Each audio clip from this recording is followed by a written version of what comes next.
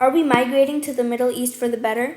Many people around the globe have to move to different countries for various reasons. Some of them have to move because their parents are transferred by their professions, or because they are seeking innovative opportunities to succeed, and even sometimes because they're escaping certain circumstances in their countries. Fatima Zuhair Naqvi is one of thousands of immigrants who came from Pakistan and made their way to the Middle East. Pakistan is located in southern Asia, bordering the Arabian Sea. It is the world's sixth most populous country with a population exceeding 200 million people. Because of this massive population, people have to compete for jobs. So as a result, skilled workers are opting to work outside of Pakistan. Meaning that Pakistan has to come up with various opportunities for university graduates and the skilled worker category for appropriate employment. Pakistan requires institutions to provide needed employment, otherwise, people will be compelled to look beyond the borders of Pakistan to find suitable opportunities to take care of themselves and their associating families. In Pakistan's culture, only a few people earn a living, while the rest of the people are fed through that income.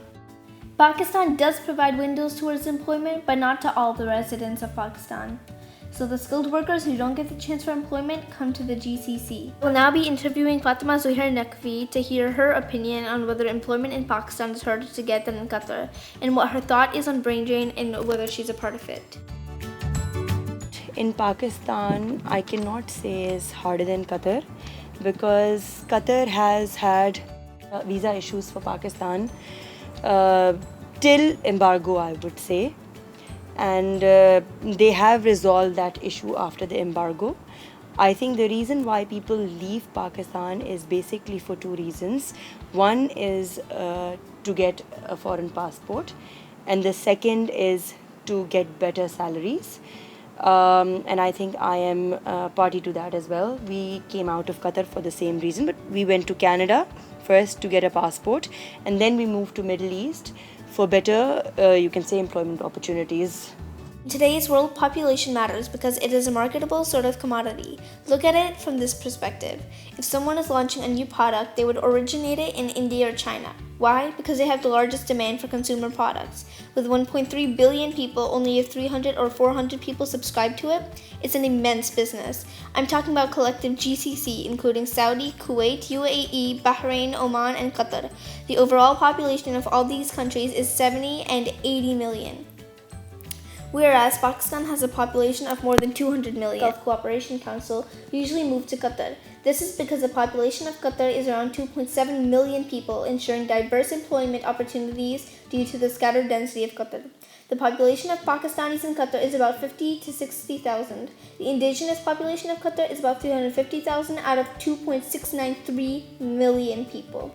Qatar, or most Middle Eastern countries, use higher wages to attract qualified skilled workers. Another reason why expatriates come to Qatar is that it also provides opportunities for tax-free income.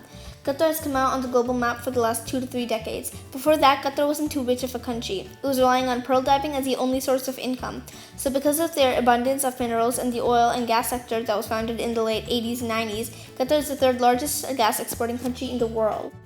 Qatar has now become the richest country when it comes to income per capita because its population is small and its reserves and income are high. Qatar has come a long way from pearl diving being their only resource. They have done remarkably well in 3 divisions. Qatar is one of the most reliable health services, nearly free of cost. They have developed a medical research center called Sidra. Then Qatar has done an exceptional job in the sports sector, not to mention their efforts in building world-class opportunities in education.